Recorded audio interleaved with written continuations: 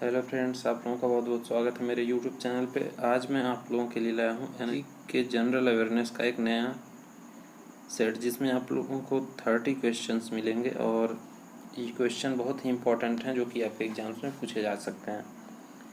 तो question number 1 से शुरू करते हैं। भाषाई आधार पर राज्यों के पुनर्गठन की मांगों का अध्ययन करने के लिए 1948 में भारतीय राष्ट्रीय कांग्रेस द्वारा एक समिति का गठन किया गया था।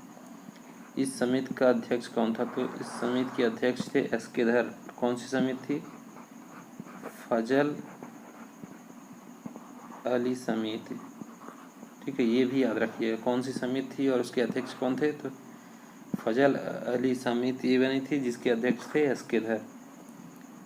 नेक्स्ट क्वेश्चन, किस नदी को तिब्बत में सांगपो और बांग्लादेश में जमुना कहा जाता है? ठीक है, तो ब्रह्मपुत्र नदी को तिब्बत में सांगपो के नाम से जाना जाता है और बांग्लादेश में इसको जमुना के नाम से जाना जाता है। ठीक। क्वेश्चन नंबर 3, भारत के संविधान की दूसरी अनुसूची के भाग ई में निम्नलिखित में से किस अधिकारी के वेतन परिलब्धियां का उल्लेख है?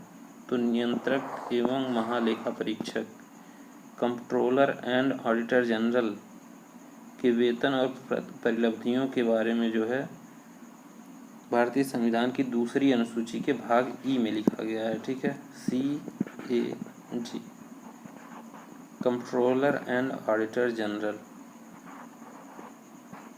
Next question, dendrology is the study of. Dendrology study of क्या है? वुडी प्लांट, काष्ठी पेड़ों का। काष्ठी पेड़ों का अध्ययन जो होता है, अध्ययन, उसको हम कहते हैं क्या? डेंड्रोलॉजी। ठीक है।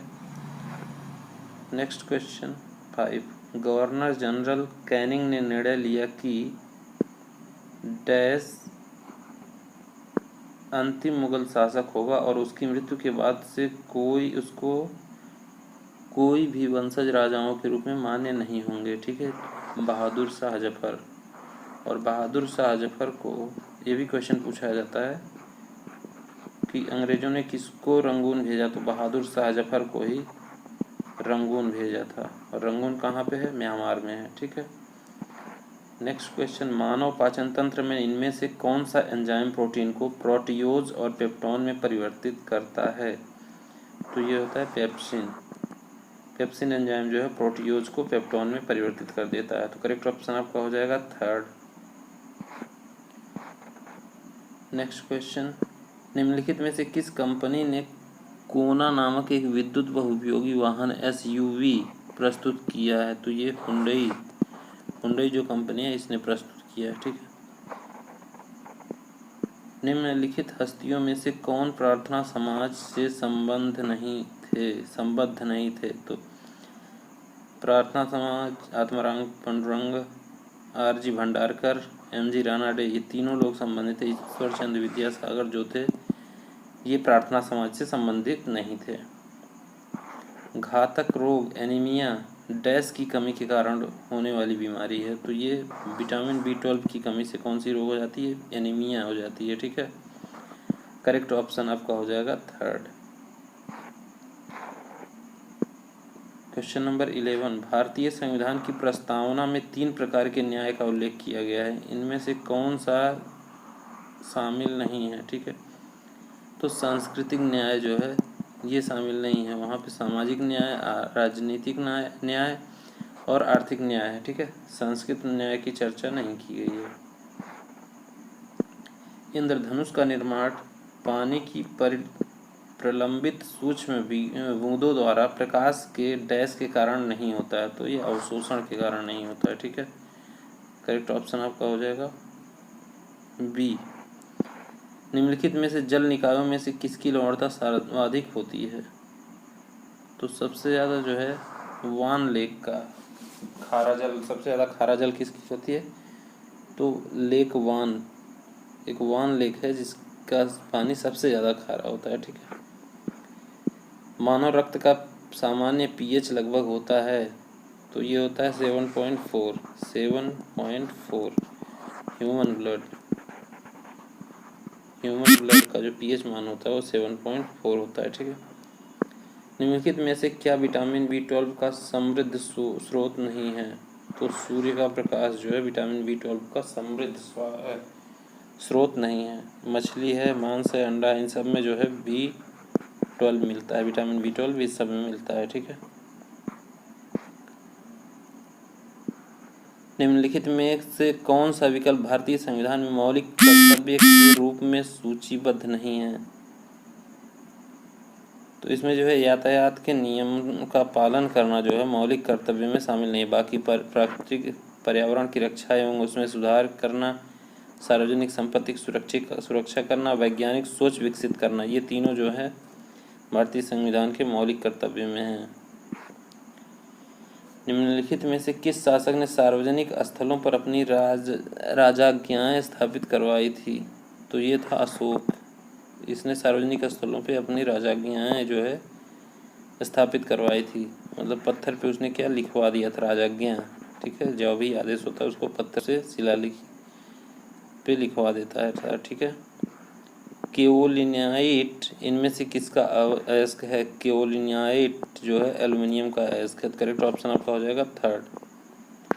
नेक्स्ट क्वेश्चन, मनुष्य के आमाशयी ग्रंथियों से स्रावित होने वाला वह कौन सा अम्ल है जो भोजन के पाचन में मदद करता है? तो HCl। HCl जो है आमाशयी ग्रंथियों से स्रावित होता है और भोजन के पचने में सहायक होता है। करेक्ट ऑप्शन आपका हो जाएगा डी। डैश रक्त में सर्वाधिक प्रचुर मात्रा में पाए जाने वाली कणिकाएं हैं? तो एरिथ्रोसाइट जो है रक्त में सर्वाधिक प्रचुर मात्रा में जो है पाई जाती है, एरिथ्रोसाइट। ठीक है,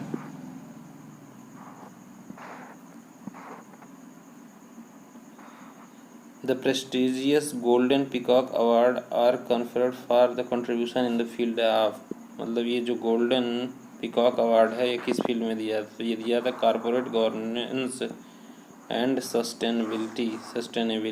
ठीक है, तो करेक्ट ऑप्शन आपका थर्ड हो जाएगा। 1952 में भारत में निम्नलिखित में से कौन सा स्तनधारी पशु विलुप्त घोषित किया गया था? तो 1952 में जो है चीता को विलुप्त स्तनधारी घोषित किया जा चुका था। ठीक है,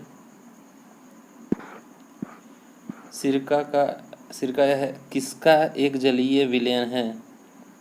सिरका जो है एसिटिक एसिड प्रचुर मात्रा में सिरका में पाया जाता है। ठीक है,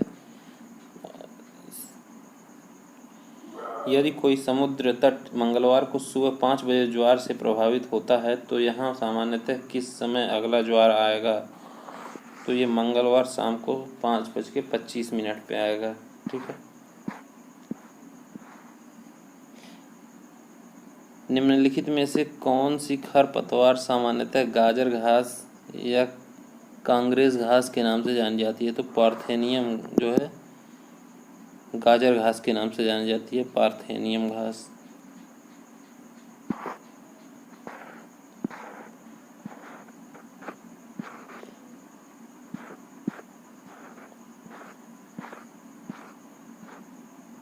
भारी जल के बारे में निम्नलिखित में से कौन सा कथन सही नहीं है? तो इसमें आपका सेकंड सही हो जाएगा, यह पीने के लिए पूर्णतः सुरक्षित है। तो भारी जल पीने के योग्य नहीं होता है। ठीक है, तो करेक्ट ऑप्शन आपका हो जाएगा सेकंड।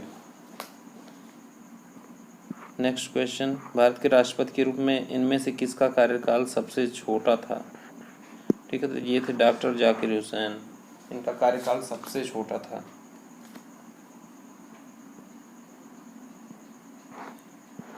सैन्य दस्ते की भागीदारी के संदर्भ में डैश नेपाल के साथ भारत का सबसे बड़ा सैन्य अभ्यास है? तो भारत और नेपाल के बीच सूर्य का किरण जो है युद्ध अभ्यास होता है। पृथ्वी का औसत घनत्व 5.51 ग्राम पर सेंटीमीटर क्यूब। पृथ्वी का औसत घनत्व जो होता है वो 5.51 ग्राम पर सेंटीमीटर क्यूब होता है। ठीक है, विटामिन D3 का रासायनिक नाम क्या होता है? तो विटामिन D3 का रासायनिक नाम होता है कैल्सीफेरॉल। ठीक है,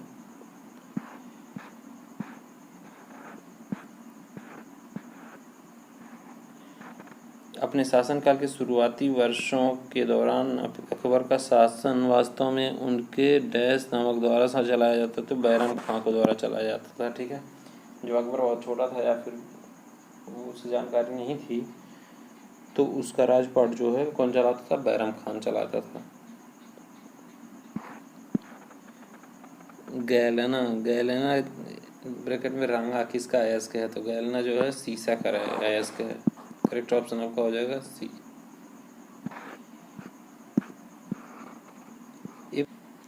next question number, if a file name has a default suffix .xls what will be the content of the file? तो ये होगा ए स्प्रेडशीट। करेक्ट ऑप्शन आपका हो जाएगा सेकंड, स्प्रेडशीट। हमारे सौर मंडल के प्राकृतिक उपग्रहों के संदर्भ में निम्नलिखित में से कौन सा कथन सही नहीं है? तो इसमें जो है डी सही नहीं, केवल ग्रहों के प्राकृतिक उपग्रह होते हैं, ये बिल्कुल गलत है। ठीक है, तो करेक्ट ऑप्शन आपका हो जाएगा 4, क्योंकि इसमें पूछा है कौन सा कथन सही नहीं है, तो ऑप्शन 4। कंप्यूटर पर MP4 फाइलें प्रदर्शित करने के लिए इनमें से किस सॉफ्टवेयर का प्रयोग किया जाता है? तो ये किया जाता है विंडोज मीडिया प्लेयर का उपयोग किया जाता है। ठीक है, which of the following substance is not used as coolant in nuclear reactors? तो ये होता है आंसर इसका ग्रेफाइट। ठीक है, करेक्ट ऑप्शन आपका हो जाएगा सेकंड। नेक्स्ट क्वेश्चन, निम्नलिखित में से क्या कौन सी एक स्वतंत्र भारतीय उपग्रह आधारित स्थापना प्रणाली है? तो ये कौन? नाविक। करेक्ट ऑप्शन हो जाएगा third. In the contest of transport facility India's first indigenous fare collection system has been renamed या फिर नेम्ड स्वीपर।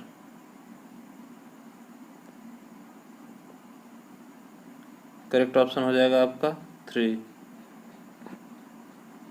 निम्नलिखित में से क्या तांबे का अयस्क नहीं है? तो इसमें जो है अर्जेंटाइड तांबे का अयस्क नहीं है। मानव शरीर में विटामिन डैश की कमी से नेत्र प्रदाह हो सकता है, तो ये विटामिन ए की कमी से, आप लोग याद रखिए, विटामिन ए की कमी से सारे जो है आँख से रिलेटेड प्रॉब्लम्स होते हैं, आँख से रिलेटेड जो भी बीमारियाँ होती हैं विटामिन ए की कमी से होती हैं। आज की वीडियो में इतना ही क्वेश्चन रखते हैं, नेक्स्ट वीडियो जल्द ही आप लोगों के लिए अपलोड किया जाएगा। आप यूट्यूब चैनल को सब्सक्राइब कर लीजिए और ज़्यादा से ज़्यादा शेयर करिए, क्योंकि आने वाले और भी जेई के एग्ज़ाम्स जो आ रहे हैं उनमें और बेहतर तरीके से टेक्निकल आप लोगों से डिस्कस किया जाएगा। तो ठीक है, वीडियो देखने के लिए बहुत बहुत धन्यवाद। चैनल को सब्सक्राइब करिए। Take care, good bye.